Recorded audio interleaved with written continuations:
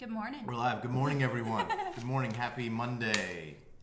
Brand new week. First Monday of summer. The camera's over here, too. I'll get that. Yep. First Monday of summer. And as we were talking earlier, looks like Saturday being the first day of summer, the earth was like, okay, here we go. It's going to be super hot. Super hot. So get ready. Because May was pretty mild, but then everything hit and it was ridiculously hot and humid. And I know, we live in Columbia or Lexington. It's expected. Yeah.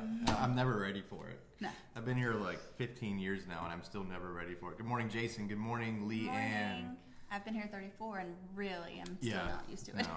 No. I always think that eventually I'll get used to the heat in the humidity, but I don't. I never do. I always get miserable. Good morning, Keisha. Good morning, Jennifer and Malden. Morning. Hope you guys had a great weekend and I hope you're ready for a brand new week. And a good Father's Day. And a good Did you have Father's a good Day. Father's Day? Hey, Brad. Hey, Brad. Hey, I did have a good Father's Day, yes. We went actually over to my parents' house in Timberlake over in Chapin and went to the water, swam in the water, which is why I'm allergic to lake water. I was telling Ashley, I don't know how this came to be, but apparently I have a really bad lake water allergy, which is not ideal if you swim in the lake. But yeah, I had a good Father's Day. Good. Celebrated with my dad and then came home and Catherine got me some nice gifts. I got which is sort And of, Riley. well, Riley did too, yes. They both did, yes. This is sort of like it's not the manliest gift, but it's something I need. It's like a chef's apron. Oh. Yeah, because you cook a lot, so it works. So it's a perfect gift. I need an apron. Good morning, Judy. Good morning, Fredna. Good morning. So, yeah, anyway, hope everybody had a great weekend. Did you have a good Father's Day with Brad? We did. Brad, did you have a good Father's at the Day? lake also. Yeah? Mm-hmm. What'd you get, Brad? I got him a Battle Box subscription. What's that? It's some man subscription surprise box with like tactical gear and Oh, stuff like that okay. in it. So I got him a I actually, yes, subscription I for got I got bullets. That's I got an apron and bullets. Yep, so. his box came with a bunch of like edible like worms and crickets and like a notebook of like edible plants and stuff. It was really strange, not what I was expecting. Like the like survival gear? tactical, yeah, that kind of thing. So they're basically just like breaking you in, like, hey, you can eat crickets if you want. Yes, and my daughter is obsessed. They're not bad. I had them in. We went to Mexico and they have them like spiced and dried, and you like put them on tacos. Yeah, these were cheddar bacon. Okay. Mm-hmm. All right. Well, good. Good morning, Stacy. Good morning. We'll give everyone another minute to hop on board. As you know, this is Monday, and this is What's Your Story, where for the next, I don't even know how many people we have, for the next foreseeable future, we're going to spend Monday walking through What's Your Story, learning about each of our Harvest staff members, ministry leaders, pastors. We're going to hear their background. We're going to learn about their lives and ultimately their testimony as well. And as we talk about, there's so much power in our testimony. The Bible says there's power in your testimony, and that's very, very true. And everybody's story, no matter whether or not we think it's significant ourselves, our own stories are, there's something in there that I promise will touch everyone. So as we walk through this with Ashley today, and I'll introduce you to her in a second. I know some of you out there know her. We're excited to learn her story today. And good morning, Janet. So with that said, if you want to share this, love to have you share it, love to have you spread the word and push it out there, because again, you never know who this might touch. So with that said, this is Ashley Thornburg, and for those that don't know, good morning, Debbie. Morning. For those that don't know, Ashley is a staff member here at Harvest. She is our human resources director here at Harvest, so she has her hands in a lot of different areas and helps everything from a staff standpoint and a church organization standpoint run very, very smoothly. So welcome in, Ashley. Thank you. Yes. Exciting and nervous. Yes, Ashley. Oh, you can go ahead and say Ashley's nervous. I am super nervous. Super. I made him give me the questions. I had to write before, questions and before, yes. He's not allowed to go off script, except for maybe a little bit. Good morning, Crystal. But she's going to do great. We know that. So with that said, I think we should just get right in it. Ashley Thornburg, where are you from? Where are you from? I am from Lexington. I've been here my whole life. I've moved twice. I moved in 11th grade, 5 miles down the road to technically West Columbia, but I still say that. So you're from Lexington? I'm from the White Knoll, Okay. Red Bank area, but that's Lexington to me. Okay, so, cool. Where'd you go to high school? White Knoll. You went I to was White the first class to go all 4 years through White Knoll. It was built and opened my freshman year, so that was pretty exciting to be able to see it kind of from start. Are your parents from here? They are. Yes, my So mom's you've from got- Irmo, and my dad's from Lexington. So you have deep, deep roots. Yes, deep roots. Well, that's cool. And so you went to White Knoll and I guess elementary school and everything right around there as well. Yep, Red Bank Elementary, then White Knoll Middle, and then White Knoll High. And then Carolina? I went to USC Aiken for a semester, but I was very homesick because 45 minutes away is a really long way away from home. So I moved back after a semester. My grades were kind of bad. I didn't know how to study or do the whole testing thing. High school was pretty easy, so college was a big adjustment, so I had to transfer back. That's not abnormal. I'm glad I transferred back because that's how I met Brad, so it worked out there you perfectly. go. And we'll get to that. Yes.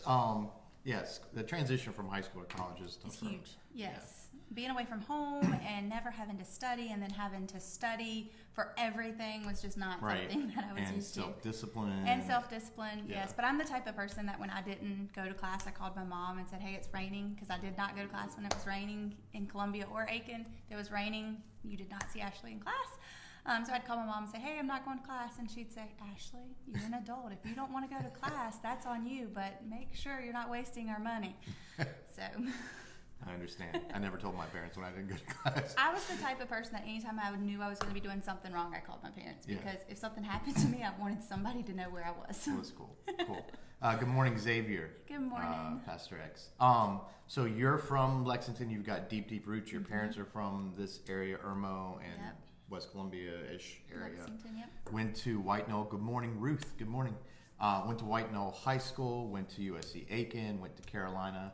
So you're a bit what we would call a local. Yes, I'm definitely a local. You're a local. Yep. So you've seen everything grow around here. Yes, when I was growing up, there was nothing in the Red Bank area, so we had to come into Lexington. Right.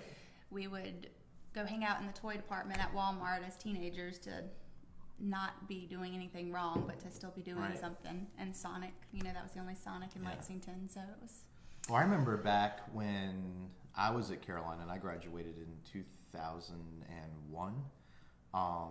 I had a friend who lived across off of Lee Park Road, and we would come out here to go to Ryan's once in a while, and literally there was nothing. Yep. Like there was like Mosley's, Ryan's, and Walmart, and clearly this in 2006.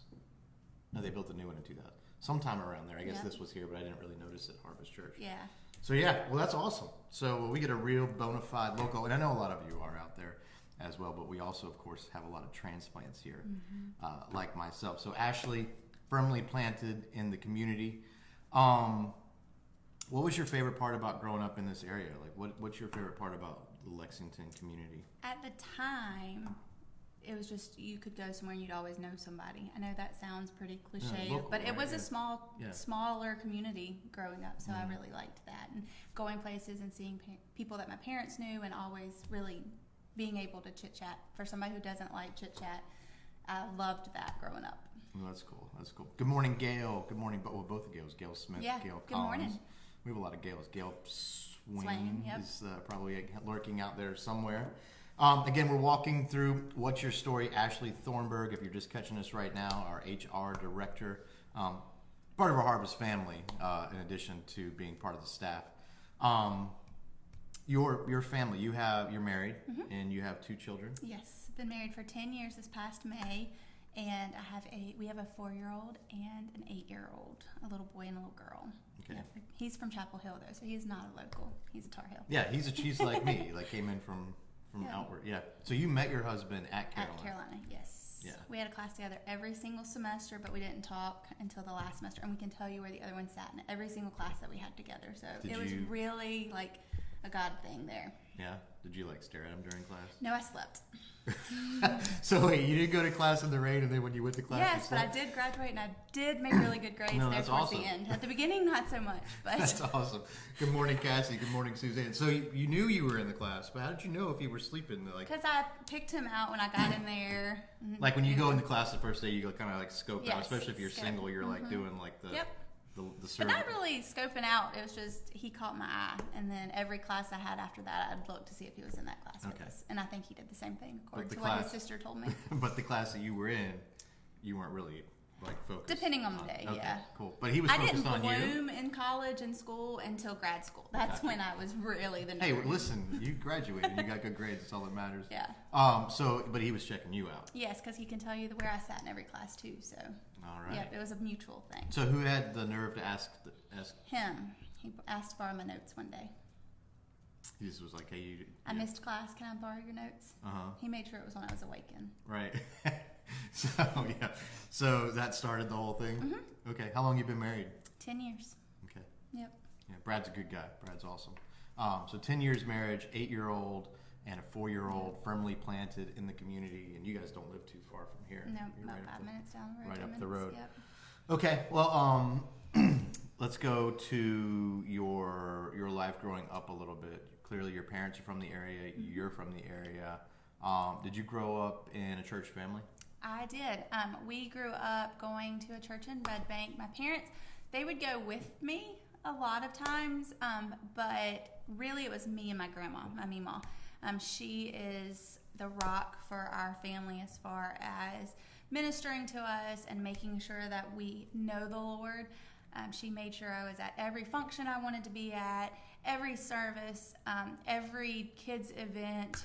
It was our thing. Right. And I think for a little while it bothered me that it was just us most of the time, but then I found myself getting upset if my brother wanted to come because that was mine and Meemaw's thing. You know, Right. we always went to church together. Was it like a Baptist church? It was. Okay. Yep. And she went with me probably until high school, and then she moved to another church, and I still went. I would take myself. I loved it. I loved church, and if I wasn't going with my family, I was always asking my friends to go to church with them. I think I've been to not every church in Lexington, but I've been to a good many churches in Lexington, different denominations, different styles. I just love visiting churches, and Right. still to this day, you know, I may not be the most social person when I visit, but I can go in by myself and feel completely comfortable. It's probably the only place that I go that I feel completely comfortable. What do you love about them?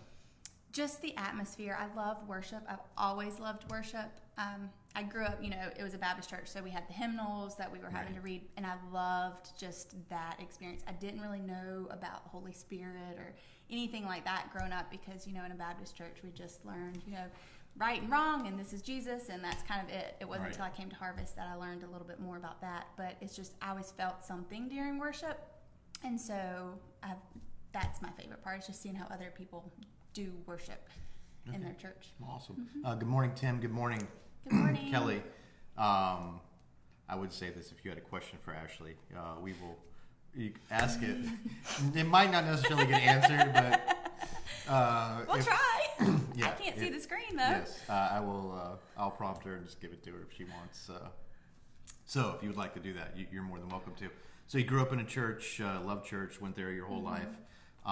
Was there a point? Well, obviously there was, but at what point did you say, "Hey, I want to give my life to Jesus"? I get 9th and 10th grade mixed up a lot, so it was either 9th or 10th grade in high school. I was part of FCA, and we went on a retreat in Garden City, and that was actually always my favorite, like one of my favorite churches to go to because it was on the beach, and I just loved that atmosphere. I think, is that the one that our middle school kids go to? Yeah. Okay. Yeah. Garden City Chapel. So we went to an FCA retreat, and it was the first time that I had seen people, you know, raising their hands up for worship and just really getting moved. Was that weird at first? It was very weird at first. Yeah. I think it was right around the same time I went to a revival with my grandma at her new church and heard people speaking in tongue for the first time, and that terrified me. I was like grabbing her legs. I mean, it's a little weird at first if you haven't heard yes. it. Yeah. And she's like, "Ashley, you're hurting me." So, you know, I experienced that, and then I went to the FCA retreat and saw, you know, the real, you know, and even though growing to a lot of churches in Lexington at that time, that wasn't really something that people were doing or that I experienced. So, I just felt a move, and I got saved at that FCA retreat, and then came home, started going to church with a lot of the kids from school. They went to another Baptist church in the area and got baptized. I actually slipped on the way down to get baptized, so I kind of got dunked twice. Wait, we got to stop there. So you like slipped in the water? So like the Baptist, like the pool behind the thing. Yep, I slipped walking. I didn't go all the way under, but I definitely slipped and got a little wet before I got in there. So it was a fun experience. But so yeah, it's memorable. It's very memorable. Yeah. It's something I will always remember. Not necessarily the year, because like I said, I get 9th and 10th grade overlap a lot in just my life and things that happened. So yeah. So you were at the FCA thing. Did they? By the way, that's Fellowship of Christian Athletes. Yeah, Fellowship of Christian Athletes. Did they? Was there a point where you just like I have to do this? What moved you during the experience, and like what moment you're like I'm doing this right now? I just feel like led to. I don't know. It was just we were in the middle. We were in the chapel. We were doing worship. It was just a feeling. It was just I got chills and just this like feeling in my stomach, and I still get it.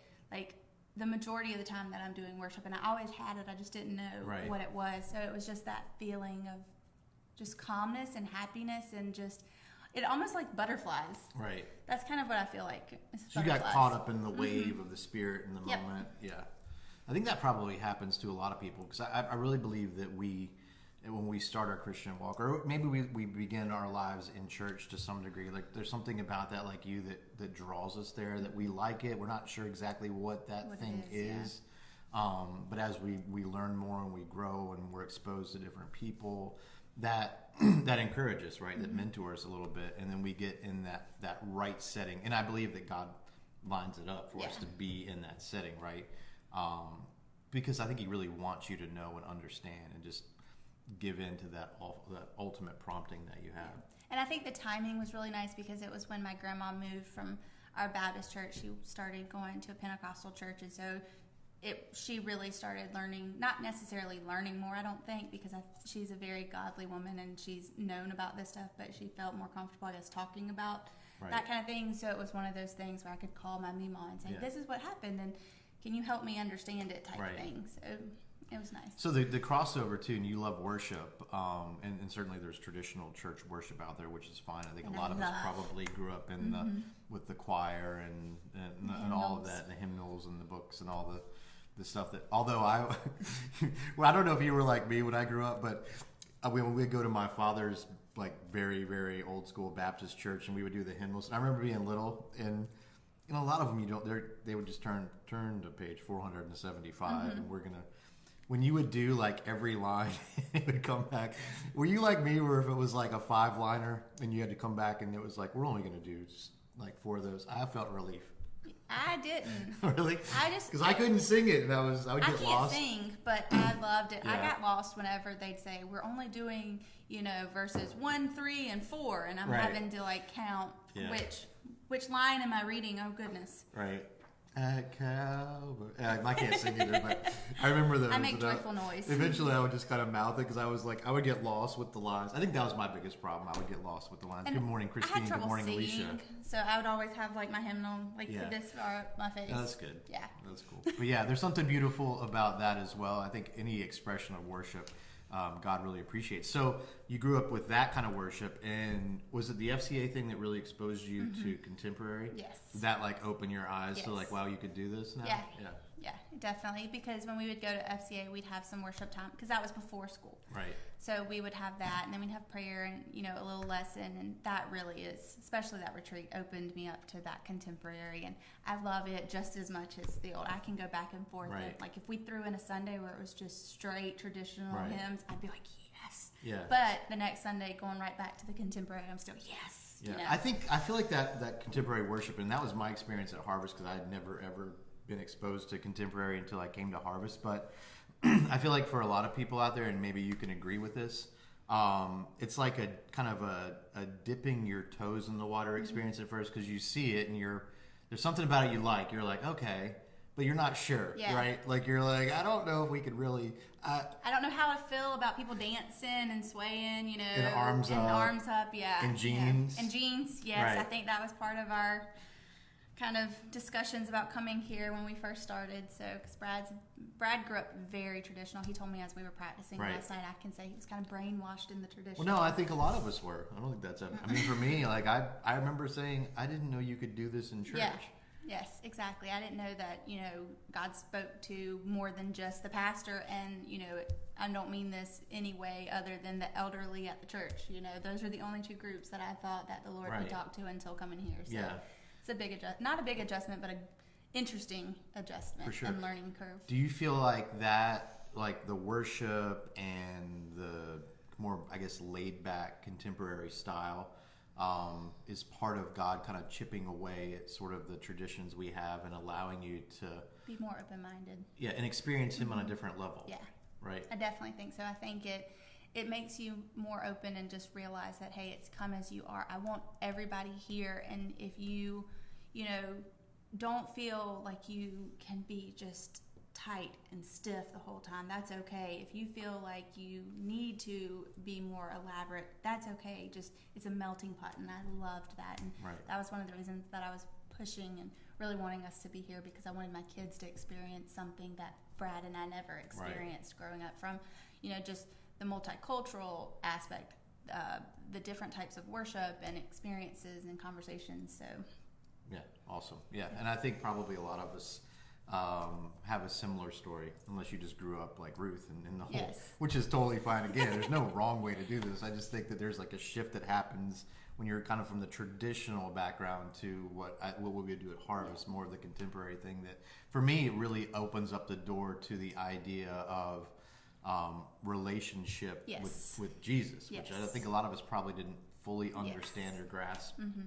Yeah. We talk about that a lot. That's the one thing, as much as we loved growing up in church, and I've talked about this with my parents, and we've talked about it with Brad's parents, that we were thankful that we grew up in a church and we've always known the Lord, but we kind of miss, and not really are angry, but it was one of those things. Why didn't you let us experience this? Why didn't we experience this? Why didn't we know about true relationship with Jesus? So it's just one of those things that we've all talked about. And my parents, when they go to church now, they come to the Harvest. My in-laws, they've moved to a non-denominational church. So it's just a shift that our whole family has done at different times in our lives, but to where we really can know a relationship versus just right and wrong. And if you mess up, you're doomed, so you might as well keep messing up because there's no kind of turning back. Right, you're out. Yeah. I think, yes, that's very, very true. And again, we're talking with Ashley Thornburg here, who is part of our Harvest family, part of our Harvest staff family. She's our HR Human Resources Director here. So give you a little chance to learn more about who your Harvest staff is and learn more, of course, about Ashley. And we're learning her story right now. Going back to when you got saved, right? You gave your life to Jesus at 9th or 10th grade on an FCA trip down to Garden City Beach. Did your life change? Was there a drastic kind of shift, or was there a shift at all from that point where you got saved? Honestly, I don't think so.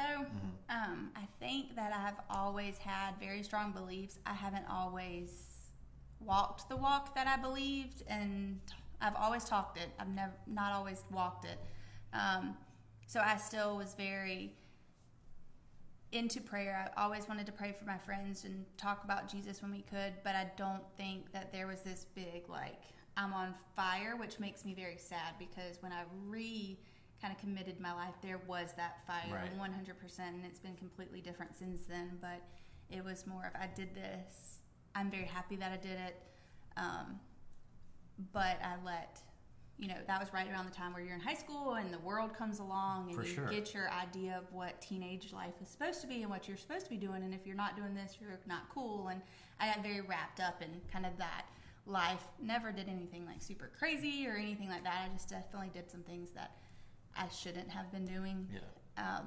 And once again, maybe not at first, but like I said before, if I was ever doing anything wrong, I told my parents, so that if something ever happened to me, somebody knew where I was. And not that they ever condoned what I was doing, but it was one of those things where, for my heart, it was, I grew up, if you do something wrong, you might as well just keep, not from them, but that's what I felt like from the church, because it was right or wrong. So, that first time I made that mistake after I got saved and I baptized, I was like, oh crap, I'm done. I'm done, and I did it once, so why not keep doing it? Later on, I talked to my parents about things that I was doing, and it was more of, they weren't condoning it, but they wanted me to learn from what I was doing. so that I could have a story, so that I could use that later on down the line to help me as a parent and as an adult. And I don't think that I would be where I am right now For sure. without those things. It wasn't really until I met Brad that, not that I was wild, I will continue to say that, not that I'm trying to convince myself of anything. I just want to make it clear. It wasn't really until I met Brad that it was like, we've really got to focus on this. I've got to focus on this and talk the talk, walk the walk, because this is the person I'm going to spend the rest of my life with. This is the person I'm going to have children with, and this is how I want my children to see life. And I want to be very honest with them one day to say, I did this. This is why you shouldn't do it. Whereas my parents growing up were more, just don't do it. And if you do it, we don't want to know about it, but I'm an overshare. So I told them. But I want to be the type of parent and use those to say, this is why you shouldn't do it, because this is what happened to me, or this is what happened to your father. For sure. And kind of use it that way. Yeah, no, and I think that's awesome. And, I think you made a great point too. When we get to high school, and certainly I know a lot of you out there have high school students. Good morning, Tammy. Tammy is a high school student as well.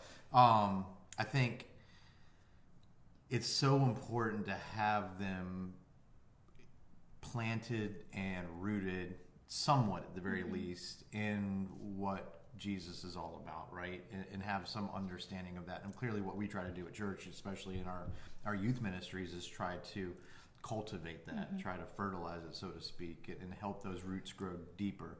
Because at the end of the day, no matter what your background is, and this isn't the rule for everyone, but we are up against a battle against the world. We're up against the battle of our flesh, and there's temptation and there's curiosities, and we're going to make some not great decisions. We're going to get involved in some things that we probably shouldn't have. But I think the key is, good morning, Patty Singh. Good morning, Indar's mother. I think the key is like you said, that you had those roots. So despite, I don't even know the depths of your straying, but making some decisions or doing some things that you probably shouldn't have been doing. Not saying you're a bad person, saying just some stuff. It eats at you, and you know that you're doing something wrong. Right, but which is good, at the time, you don't know. You're getting convicted. Exactly. Of that, You're getting convicted, but at the time, not knowing that doesn't mean that I can't have a relationship with Jesus. That was one thing that I wish that I had known about, because I think it would have made a difference in a lot of my choices. I wouldn't have felt like, okay, you do it once. Right. Oh, well, let's just keep doing it. And I love that my family and my children are here at the Harvest and can be rooted in that and know that one mistake isn't going to make you so far away from God that you can't come back to that relationship. For sure. And again, I think one of the cool things about our stories, and certainly as Ashley's sharing her story today, is that there are those points that we can go back, especially in raising our own kids, and say, listen, and be open and honest and transparent, because our kids and other people are going to appreciate that transparency as well, and say, listen, here's my background, here's the decisions I made, here's why. You shouldn't take this person. Here's why, right. Well, yes. I mean, those are things that we're now going to use, and God's going to use our experiences to help us do a better job with our kids, And that's not to say our parents did a bad job with us. We're just, we just all make our own decisions with it. The free will creeps in sometimes. Yes. But we always have to be there for them and stand on the lessons that we've learned and be able to relate in that way, because they're going to ask and they're going to do things, and we can go back and say, here's why you don't. Yeah. Here's what's going to happen if you do this. And sometimes, even with my high school students, I can say, listen, here's how you should date, right? And if you've never dated anybody, there's a very good chance if you date somebody, you're going to immediately fall in love. Yep. And you're going to think this is the only person in the world for you, and this is it, and I'm done. And then you're going to start to compromise different things because this is the one. Yeah. And no matter how much I tell them that and share my experiences, they inevitably will date somebody. They're going to fall into the same trap, and then they're going to forget everything that we told them until they have to learn that for themselves. Yeah, and I think it's good that everybody learns these things for themselves. I think it kind of stinks that sometimes we have to learn these things for ourselves. And you want to protect your kids, right? You're like, oh, we don't want you to deal with that because it's no fun. Listen to all of these stories. Right. It's going to cause you pain. Exactly. I have a really good friend who always, and still to this day, has been able to stick to her beliefs and her upbringing and her teaching. And I've already decided, and I've told her a million times, if my stories cannot get my children to live a life that they should as a teenager, they're sitting with you for however long it takes so that they can follow in your footsteps for their adolescent years, because I just think it's awesome when somebody can stick to that, but I do think that sometimes you have to make those mistakes to get there. For sure. Absolutely. And again, thank you for joining us. If you feel compelled to share this, we would love to have you put this on your page, share it around. And again, our goal is not only for you to get to know our staff members and learn more about Ashley and who we are as a Harvest staff and a Harvest family, but also there's power in the testimony. There's power in our stories, and you never know who that story or who Ashley's story might touch, might motivate, and ultimately might help lead them to Christ. So we would love to have you share it. Okay, so you grew up, you went to college, you learned some lessons from dating the wrong people, as a lot of us have done. You met Brad last year of college, last semester of college. Oh, wow. Yes. Okay. It took us a while. We were in other relationships, and we know that it wouldn't have been good to. It was a talk timing to each other. thing, Yeah, right? it was definitely a timing, but it was Right. it was 3 months before we graduated from college is when we met and started dating, which was weird because I was like, I don't even want to start this. You're from North Carolina. If you're moving back, Right. you know, I'm graduating college. I'm going to find my husband. I'm a local. I'm not leaving. I'm not leaving. Everything is here. So you dated him for 3 months, and then he stayed for you? Mm-hmm. Wow, okay. Yep. That's awesome. Well, he's going to kill me for saying this, but Brad, did you stay for her? Brad probably did stay for me, but he, I think, knew before I did that this was the one. You know, him and my dad, those were the two that knew. You know, my dad came in a few months after we started dating. He's like, I had a dream that he asked me to marry you. I'm like, Dad, he's right here. Don't scare him off. But it was 2 weeks. He said that in front of Brad? Yes. Oh, no. But it was about a month in to really dating. And we were in North Carolina I was meeting his family for the first time. We were heading to Best Buy because he was picking out his graduation and birthday present because they were both taking place in December. And he was picking out this big TV. He was asking me in my opinion. I said, I don't care what kind of TV you're getting. Right. I don't care. He's like, I'm going to watch a lot of sports on this TV. And he said, well, this is going to be our TV one day. So you need to. And I was like, so I always pick on him that he fell head over heels first. Gotcha. So he planted, and you got married, you said 10 years? Yep. So we got married in 2010. Okay. We dated for, I think, 6 months. We dated for about 6 to 9 months before we got engaged, and then got married at a year and a half. Cool. And all peaches and cream since then? No. No, I think it's had its ups and downs, like every relationship. Honestly, I think that the last 4 years, Easton's 4. The last 4 years have probably been like the toughest, just because that's when our walk with the Lord really started getting established.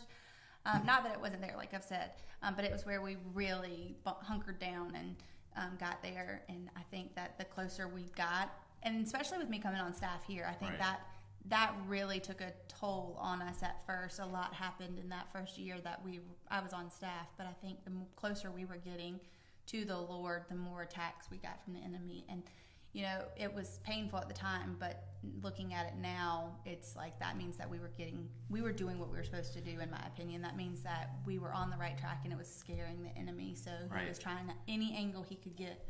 Do you find that, as obviously you had a very strong Christian background, and certainly Brad had a very strong Christian background, and so you each had your faith, right? So you were grounded in that as you're married and you're entering into a relationship with someone, and you proceed through the years with this person, that at some point you realize that you have your walk, he has his walk, but ultimately you have to have a combined walk.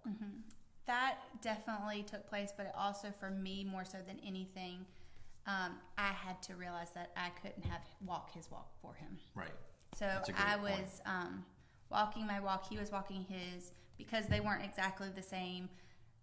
And I know he had, especially around certain points in our marriage, he had some struggles with just his relationship with the Lord, and I was trying to overcompensate for that. Right. And realizing it was actually Karen Desson that said, Ashley, we were walking along the dam. She's like, Ashley, you cannot walk his walk for him You have to, pray for the family, pray for your marriage, pray together, but ultimately let him have his own walk. So I think that was probably the biggest thing about faith that I've learned in our marriage, is we each have to have our own, but we have to have it together, and we can't walk each other's for us. Right. I think that's such an awesome point too, because we get caught up in, well, I wish she would do this, or I wish he, and I know my wife said it plenty of times, why can't he do this more? And I think we start to look over and put that on our spouse, when really, and that's such an awesome point, like our relationship with God is our own, right? It's not yours, it's not Brad, you each have your own relationship with God, but then within that, as you become one flesh, then you experience your combined walk, which doesn't mean you each don't have your own relationship with God, but you then have to have a combined walk as a unified force. Yep, especially for the kids. Right. Like mine, the biggest issue I had was him not coming to Wednesday night church with me. But now I realize that is my time, and I'm like, don't come with me. I don't want you to come. So we're watching Wednesday night together since it's on Facebook. But when it starts back, I'm looking at him going, I don't know if I want you to come, and if you do, don't sit with me, because I sit by myself. That is my time. Yeah. So that took me a while to realize and stop fussing. You need to come with us. The whole family's going but you. But then I'm like, no, stay home. I got this. Cool. Again, thanks for joining us. As we move along now, was there ever a point where, and maybe it was in your relationship or just maybe something that happened in life, no matter how strong your walk was with God or your relationship evolved, was there ever a point where you got angry at God? So I didn't experience a lot of stuff that would make me angry. I didn't even experience my first death in the family until I was in my second semester of senior year of high school. So I didn't really question God very often. I may have questioned, why did this, what's petty at the time, or what's petty now? Why did this relationship not end, or why answer this prayer? Why didn't you answer this? Those type of things. But looking back, I know it's kind of cliche, but it's like the Garth Brooks unanswered prayer song. I see that now, but I didn't really question deeply God until senior year of high school. I had not somebody that I knew, but somebody in my class who committed suicide, and that was my first experience with a funeral, and he was 2 years or 3 years younger than me, so that was the first experience with that so it led to questions. And then right after that, I had three: my granddad, my great-grandmother, and my great-uncle, who died within a month of each other, so that started stirring up some questions. And then right after that, I just felt like there was so many funerals. And I'd bring that up to say that the first time that I really think I was angry with God, and I don't necessarily know if it was full anger, I don't really have a word for it, but was when my dad passed away. That's my mom's dad. Called him Dad, D-A. So if I say that, that's not my dad, it's my grandfather. But when my dad passed away, because I think every child has a special relationship with a certain grandparent. For sure. I'm fortunate enough. I love all of my grandparents. We have a great relationship, but my dad and my Meemaw, so my mom's parents, are the two that I'm just the closest with. And so he passed away in 2014. That was extremely hard on me, and I found myself asking more. And at that time, I wasn't going to church regularly, and so I don't know if I handled it like I would have now. Right. And then which is probably normal. Yeah. I mean, it was a definite grief for me that I still get teary-eyed. But then in 2018, Brad and I got pregnant for the third time, and we were super excited, super, surprised. We didn't want a third. I did. Brad didn't want a third child, but he was super excited. I had just started working at the Harvest. I was like, yes, this is a blessing.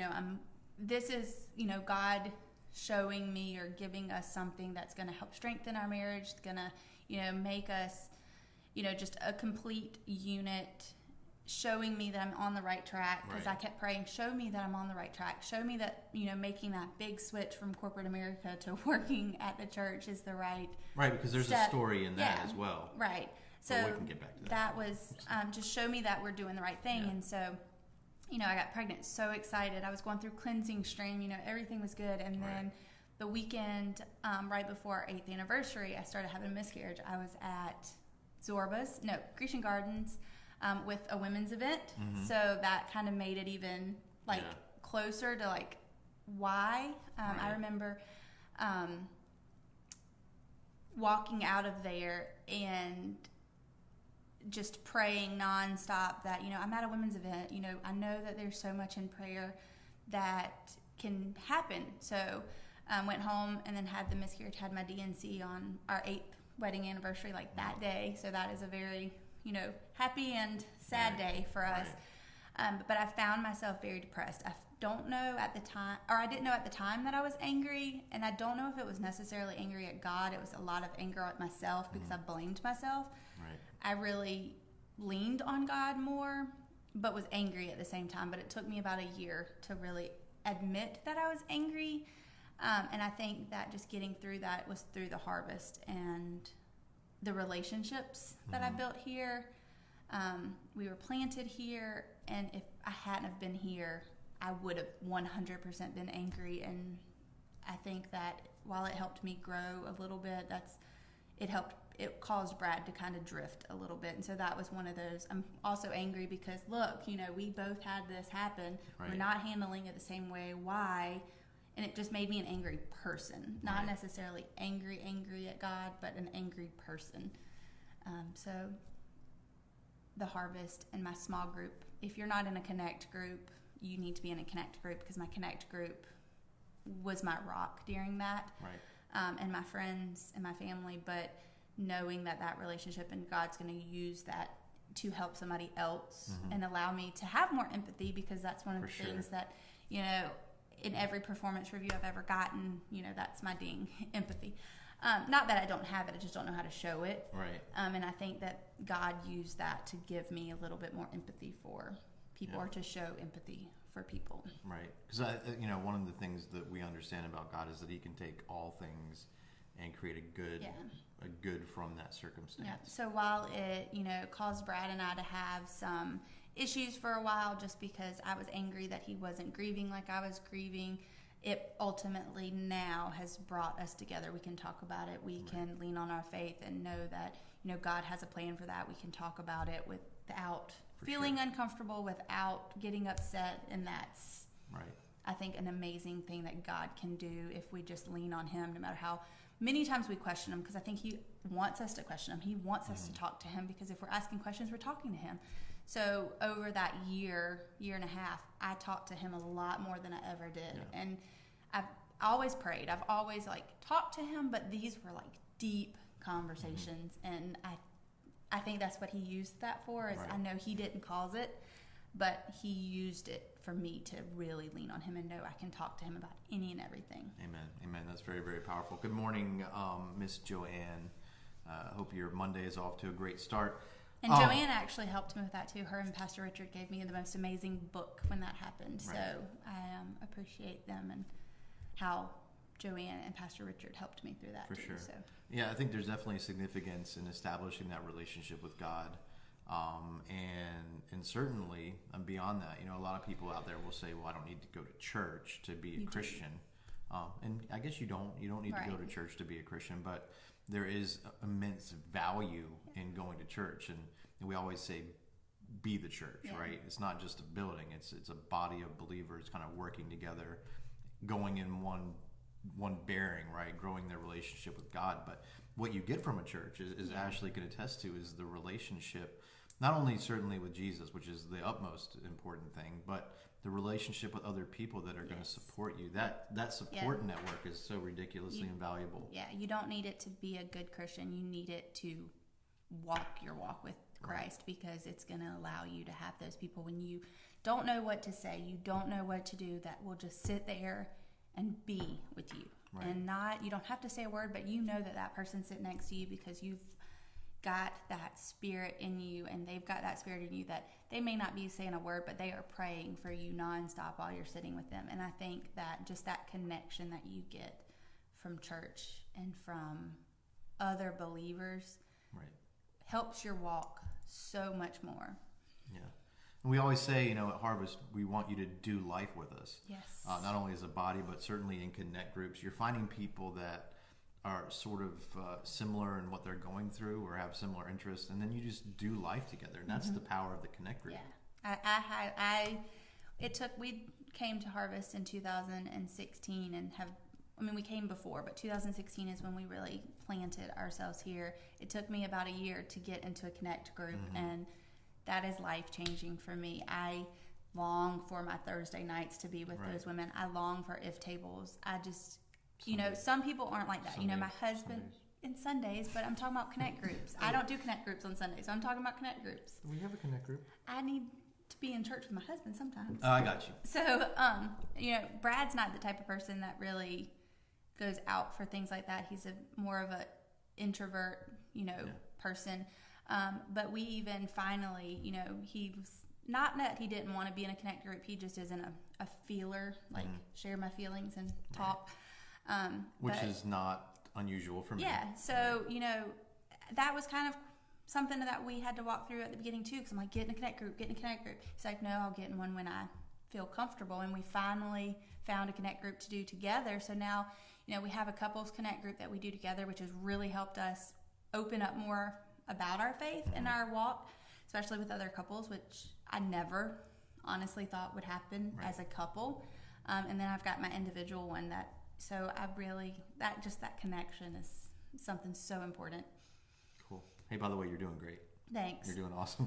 She was super nervous about this. I think she's doing. Hey, give us a thumbs up if But I'm holding my hands. She's doing awesome. I'm holding my hands so tight that my knuckles are turning white. So I think I gave her ultimate anxiety last week when I was like, I didn't sleep. I think we should do your story next. And she was not.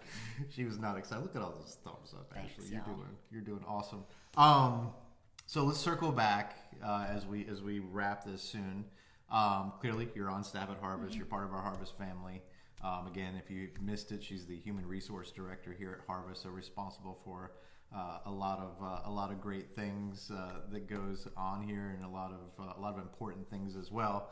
And that's a fun story in and of itself that we can talk about another time, of just that leap of faith to get here.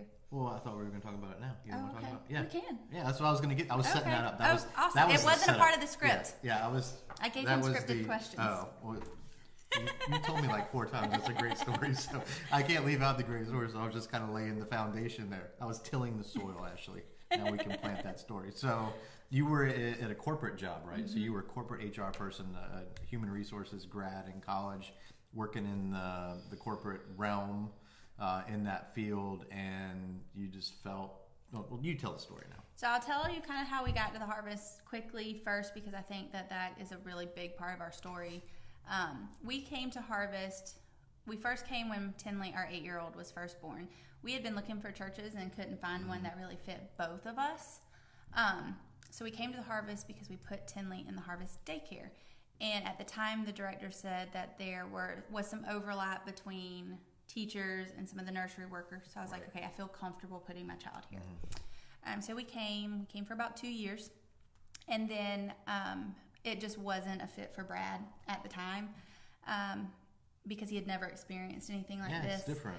But he tried really hard because of the fact that, he knew how important it was for us to have our children in a church. So we coming and became, what do you call him? CEO? Yes.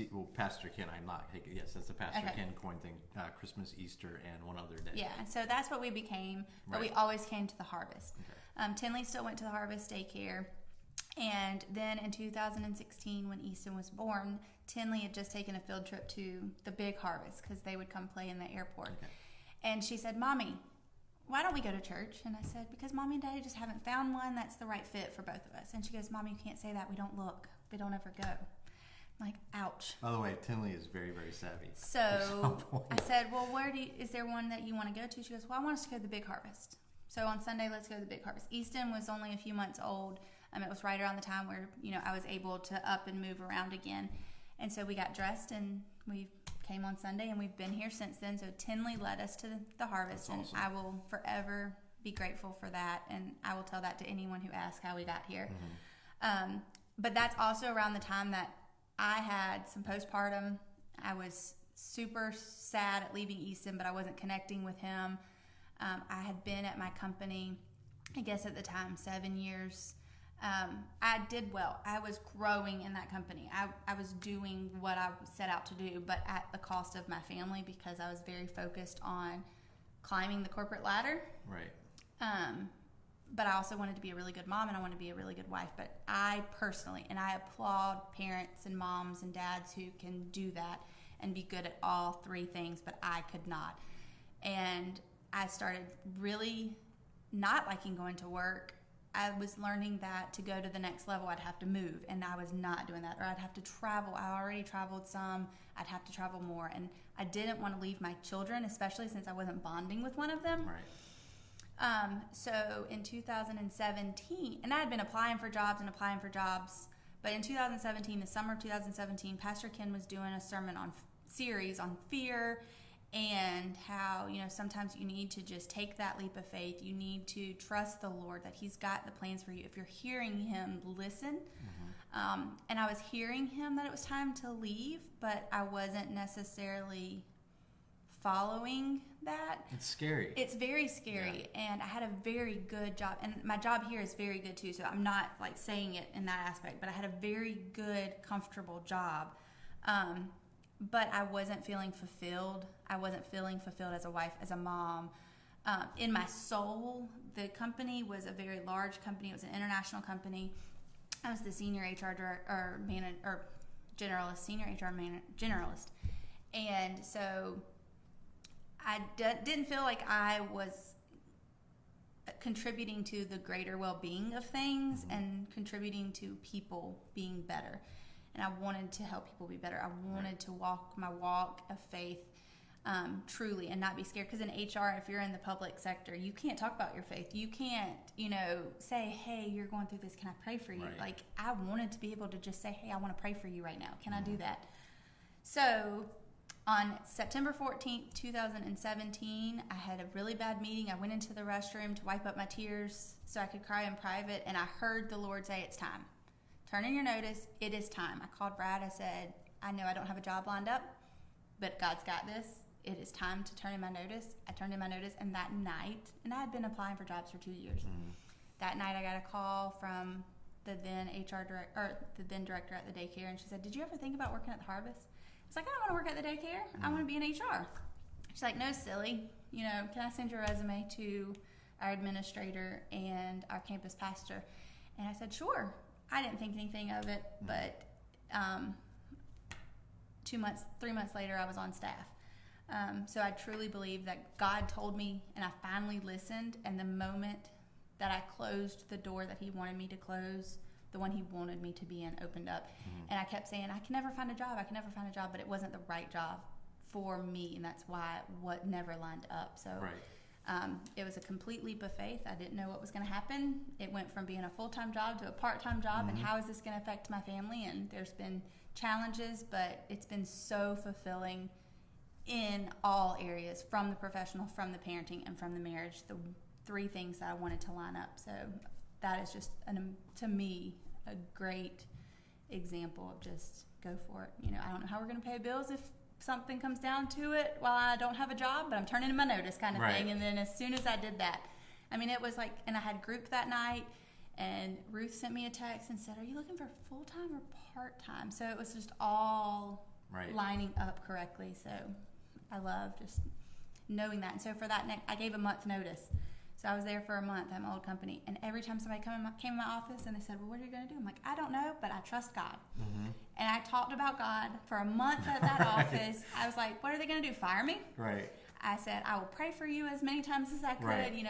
I was letting people know for the first time in my career that, hey, I'm not just wearing this cross necklace. I am praying for you people. I am wanting the best for you. So that was amazing to say, hey, I'm trusting God wherever He wants to take me. Yeah, that's awesome. And we are certainly blessed that you heeded that prompting and you're here. So what an awesome story. Even when I get the emails that I don't want to respond to, I'm just kidding. I always want to respond to the emails. I appreciate the diligence. Anyway, but yes, Ashley's awesome, and what an amazing asset she is to our Harvest staff, and not only her, but certainly her awesome family is to our Harvest family. So, if you were, we'll wrap with this. Okay. If somebody was church shopping or interested in finding out more about Harvest, and they said, hey, Ashley, what do you think about Harvest Church? Why do you go there? Why should I go there? What would you tell them? I feel a lot of love in the Harvest, for my family, for my children, for me and Brad, for each other.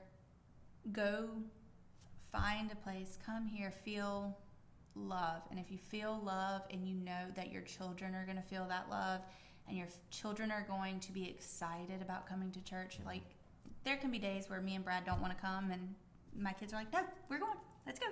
So that's what it is for me. Harvest is love and excitement in my children, and as long as that excitement and love are still there, we'll be here forever. Okay, awesome. And this was the one church I had never visited until we got married. Wow, well, there you go. Everything lined up. Ashley Thornburg, if you see her walking the halls of the sanctuary on a Sunday morning, stop, say hi, and introduce yourself. She's very, very nice. She won't If bite. I do awkward, it's because I don't do small talk very well. I may seem rude, but it's not that. It's that I've got serious anxiety when people talk to me. Yeah, but you just do it anyways. Yeah, you knock down that barrier, and she just chats it up. So awesome job, Ashley, and I'm glad everyone got a chance to know more about her, more, of course, about her story, and we pray that it blesses someone out there. So with that said, thank you so much for joining us again. Feel free to hit that share button. We would love it if you would spread this message out to as many people as possible, because you never know how God is going to use your story or someone in your circle story to make an impact and ultimately lead that person to a relationship with Christ. With that said, hope everyone has a wonderful, wonderful Monday. Great job, Ashley. Enjoy your week. Enjoy your week, and stay cool. It's going to be hot. Yes, Great job. hot. Thank you. Great Thanks, job. John. Bye-bye.